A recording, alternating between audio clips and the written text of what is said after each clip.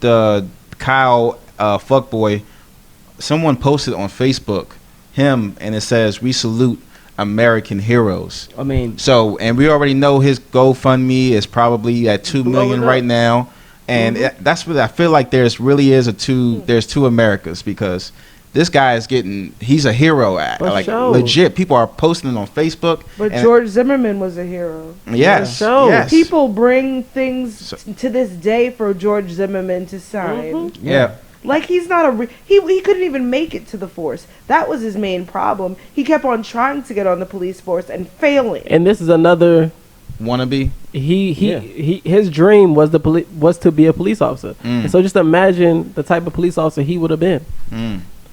Like shoot him up. What's his name? What's his name? Then, Sheskey. And then R.I.P. to the gentleman that lost his life trying to subdue him. He hit him with the skateboard, and he got shot in the chest.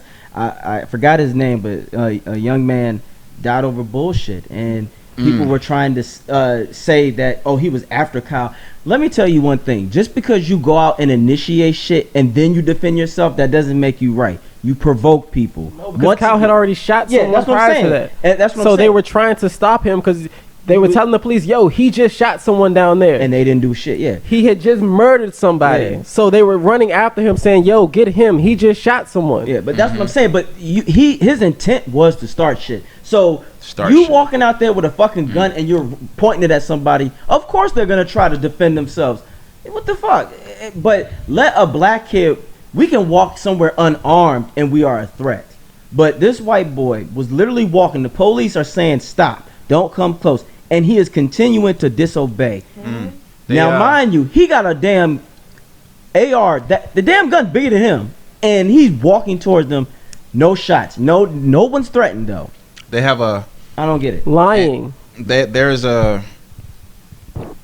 And then on the press conference, the police department, they were saying how all this happened after the curfew, and basically they're putting it on the curfew. So I want to get to the riot part. What did Vince Vaughn say? Erroneous. Erroneous. I really just want to punch that dude in the mouth, Slim. I want to get to the riot parts of it, and how Fox News spins everything. They spin everything on the riots and how it's not good, and how Democrats, Joe Biden better say something on it. But when it comes to the riots, do y'all feel like it's hurting, or because obviously, like I said before, the Boogaloo boys and the Proud Boys, they want black people in the street to be revolting and everything and rioting. But what do y'all think about the whole about how white people are twisting it to the riots and how it's a bad idea? I feel like off rip, the fact that they want Biden or something to speak up about it shows what you was just speaking on, the two sides of America.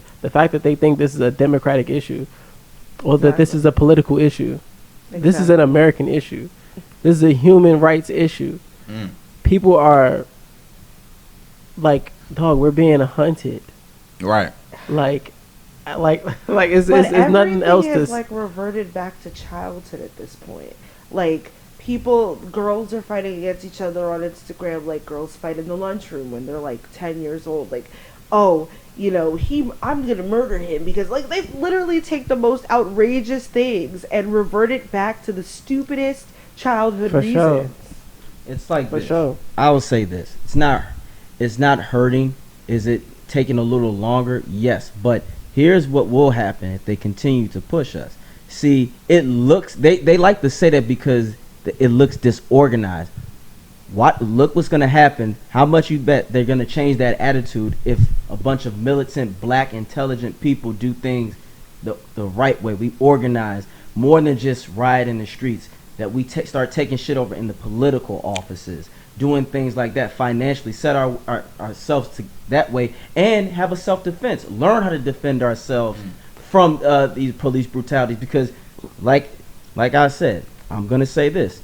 It's going to get to a point where cops ain't going to be safe anymore. And I'm all right with that. You shouldn't feel safe anymore because you are a service to us. Your job is to protect us. That does not make you above the law, and that doesn't make you above people. Fact. See, this is the problem that I have, because soon as shit happen to cops, their identities are kept secret. For days.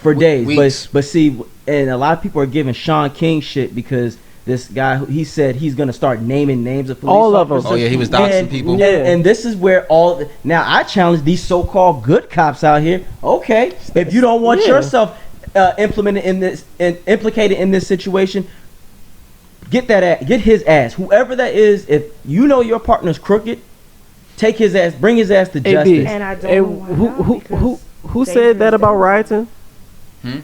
Who said, like, who asked these questions about riots and stuff? Like, you said somebody posed a question. Don Lemon, he was on like last night. He was like he wanted Joe Biden to speak up and how the rioting is hurting in the polls for Biden. So did they feel the same way 4 months ago when people were rioting because they had to wear a mask?